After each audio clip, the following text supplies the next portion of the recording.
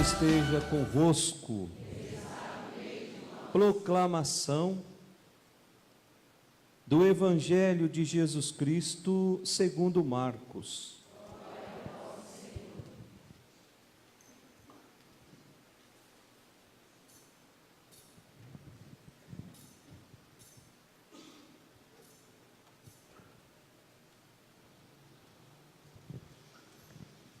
Naquele tempo, Jesus disse a seus discípulos: naqueles dias, depois da grande tribulação, o sol vai se escurecer e a lua não brilhará mais. As estrelas começarão a cair do céu e as forças do céu serão abaladas. Então vereis o Filho do Homem vindo nas nuvens com grande poder e glória. Ele enviará os anjos aos quatro cantos da terra e reunirá os eleitos de Deus, de uma extremidade à outra da terra. Aprendei, pois, da figueira esta parábola. Quando seus ramos ficam verdes e as folhas começam a brotar, sabeis que o verão está perto.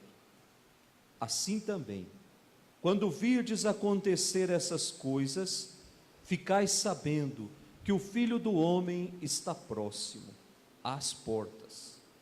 Em verdade vos digo, esta geração não passará, até que tudo isto aconteça. O céu e a terra passarão, mas as minhas palavras não passarão. Quanto àquele dia e hora, ninguém sabe, nem os anjos do céu, nem o Filho, mas somente o Pai. Palavra da salvação. Glória a vós, Senhor.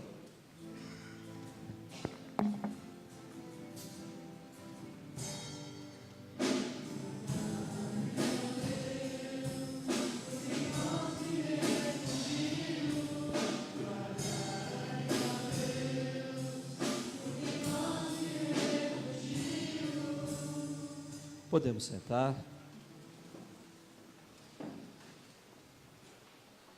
Caríssimos irmãos, nós estamos chegando no finzinho da nossa caminhada de tempo comum.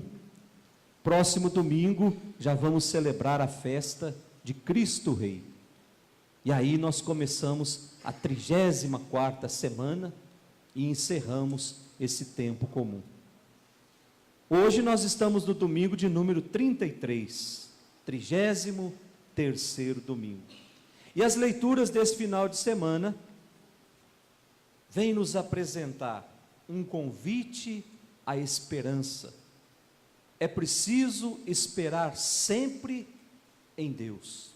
É preciso esperar sempre as suas promessas.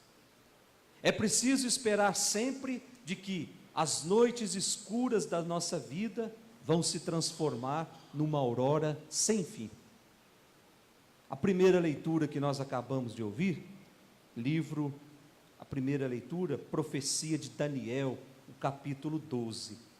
A gente precisa entender um pouquinho da história de Israel, para a gente entender o livro do profeta Daniel. Esse livro foi escrito mais ou menos 200 anos antes de Cristo. Mas o que é que havia acontecido para que esse livro pudesse ser escrito? E aí faz parte da história. A palavra de Deus não foi escrita para falar dos acontecimentos diários, assim, de uma forma cronológica. No ano 333 antes de Cristo, o imperador Alexandre, ele vai para uma batalha e derrota o rei Dario III, que era um rei persa, que governava toda a Palestina, todo lá o lugar onde Jesus desenvolveu o seu ministério. Então Alexandre, ao derrotar o rei persa Dario, ele implanta uma mentalidade naqueles que ele governava, dizendo o seguinte: o mundo todo e os homens formam uma única comunidade que tem como bandeira maior a lei de Deus. Portanto, ele estava querendo dizer assim: nós formamos uma única comunidade e quem rege essa comunidade é a lei de Deus. Até aí, perfeito. Só que no ano 323, ele morre. E aí, o lugar onde ele governava, que era a Palestina, começa a ser disputada pelos generais. De um lado, começam os Ptolomeus, lá do Egito, e do outro lado, os Seleucidas, da Síria. Começam a guerrear para ver quem iria ficar com aquele território. Então, depois de muitas batalhas, a Palestina fica com os Seleucidas, que era da Síria, ano 200. E foi uma época muito difícil para os judeus, porque o rei queria, a todo preço, impor uma nova forma de vida.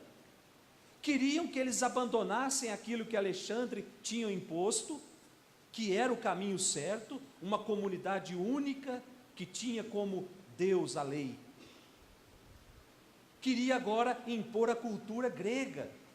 Queria que eles abandonassem a sua religião, abandonassem os seus costumes, os seus valores, e entrar nessa nova cultura. E isso era imposto. Então muitos foram forçados a abandonar a sua tradição e entrar nessa nova forma de vida.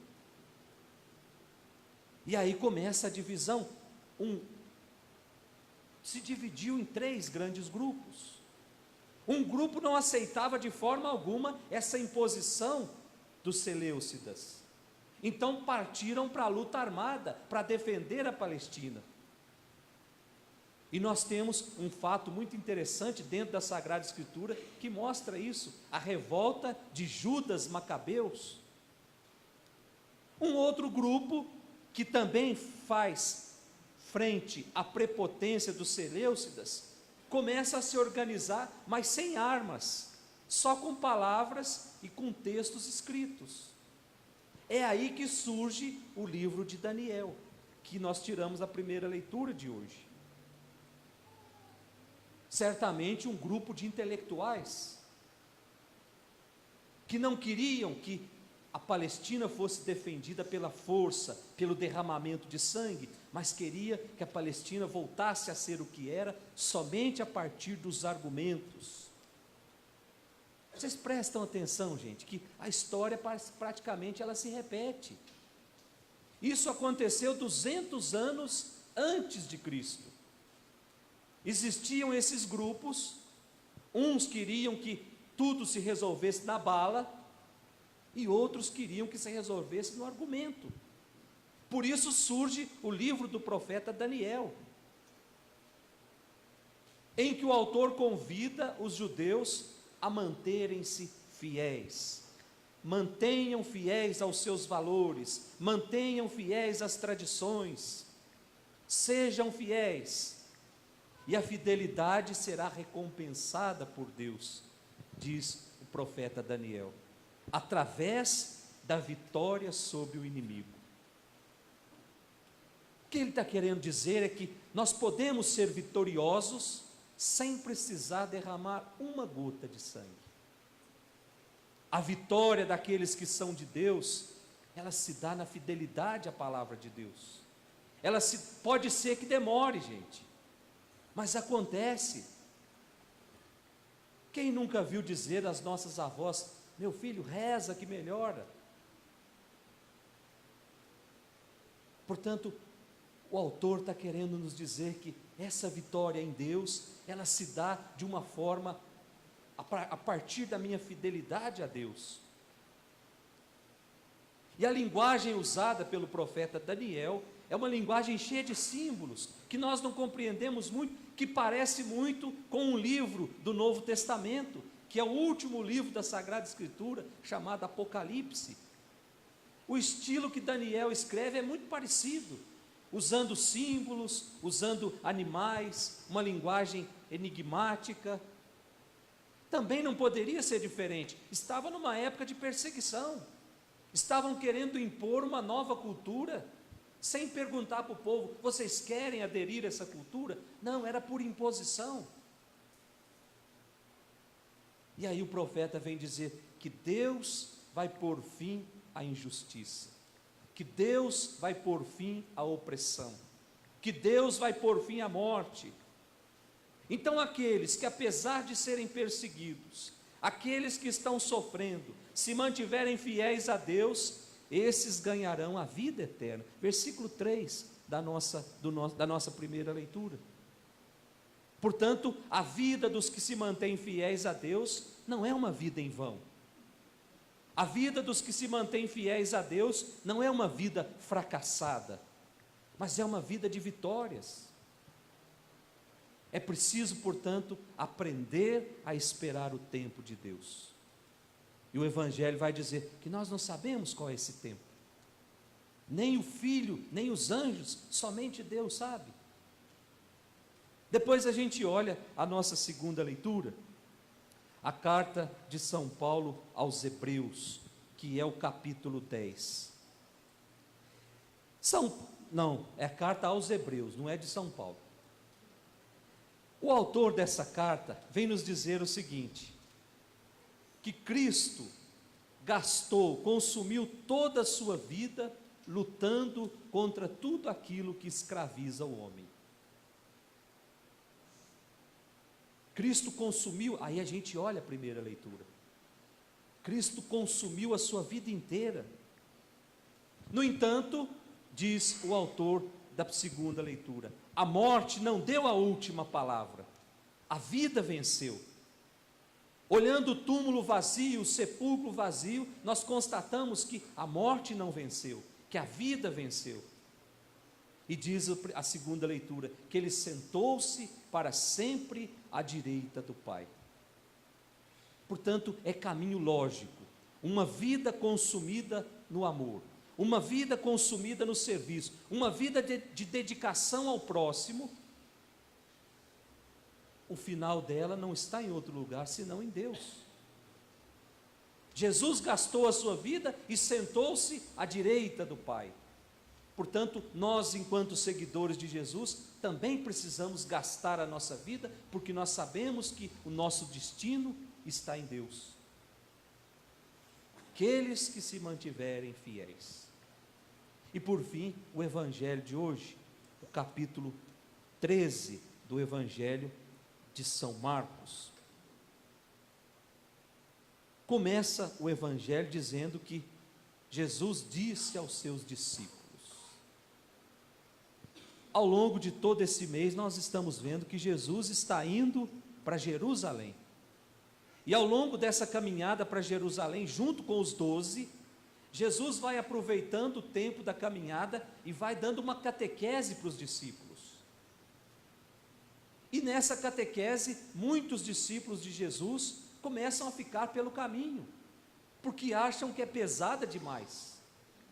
E na reta final, aqui, esse evangelho, nós já estamos mais ou menos a 3 dias da morte de Jesus, em que Jesus vai definitivamente para Jerusalém, e ali sofre a sua paixão e morte. Então, nesse terceiro dia de caminhada para Jerusalém, diante dessa catequese dada por Jesus aos discípulos, Jesus percebe que precisa intensificar essa catequese, mas não com todos. E aí ele chama 4 discípulos, Pedro, Tiago, João e André. E faz para esses 4 discípulos um amplo discurso de tudo aquilo que deveria acontecer com ele. Quando a gente estuda teologia, nós chamamos esse discurso de discurso escatológico, que quer dizer discurso sobre o fim dos tempos. E como é que Jesus começa o Evangelho? Depois de falar naqueles dias, ele disse aos discípulos: depois da grande tribulação, o sol vai se escurecer e a lua não brilhará mais. O sol vai... Bom, se o sol escurece, a lua não brilha mesmo, porque a lua recebe a luz do sol. Mas o que é que Jesus estava querendo dizer com isso, gente? Mais uma vez, a gente precisa recorrer à história. O sol e a lua, na época de Jesus, eram adorados como se fossem deuses. Tanto é verdade que o imperador Nero, ele constrói no seu palácio uma estátua de bronze que representava o Deus Sol. Portanto, Sol e Lua eram deuses cultuados pelo povo, principalmente cultuado pelo imperador. Então o evangelista Marcos, no evangelho de hoje, vem dizer que está para acontecer uma verdadeira reviravolta na história. A velha ordem religiosa, os antigos deuses cultuados pelo povo, o Deus Sol, Deus Lua, Deus Baal, eles vão dar lugar a uma nova ordem. Eles vão dar lugar a um mundo novo, construído de acordo com o projeto de Deus. Portanto, é a vitória de Deus sobre o mal. É a vitória de Deus sobre tudo aquilo que oprime. É engraçado que o evangelista diz que a queda desse mundo velho, desse mundo de opressão, ela vem associada à vinda do Filho do Homem. Não é o que está lá no versículo 26 do nosso evangelho. Podemos olhar todos juntos lá, versículo 26. Então vereis o Filho do Homem vindo nas nuvens com grande poder e glória. E ele virá para quê, gente? A resposta está no versículo 27. É só continuar a leitura. Ele virá e reunirá os eleitos de Deus de uma extremidade à outra da terra. Olha só que interessante. O livro do Deuteronômio, capítulo 7, escrito, Deuteronômio faz parte dos 5 primeiros livros da Sagrada Escritura, que foi escrito mais ou menos 1000 anos antes de Cristo, já falavam da vinda do Filho do Homem. Olha só que coisa bonita, gente. Para dizer que toda a palavra de Deus, ela se converge para Jesus. Deus, quando começa a criar, ele já começa a criar pensando em Jesus. Tudo que está lá dentro da palavra de Deus é como se fosse uma seta apontando para Jesus. Jesus é a revelação plena de Deus. Portanto, Jesus é Deus que vem sentar no nosso meio. É Deus que desce do céu e monta a sua tenda no nosso meio.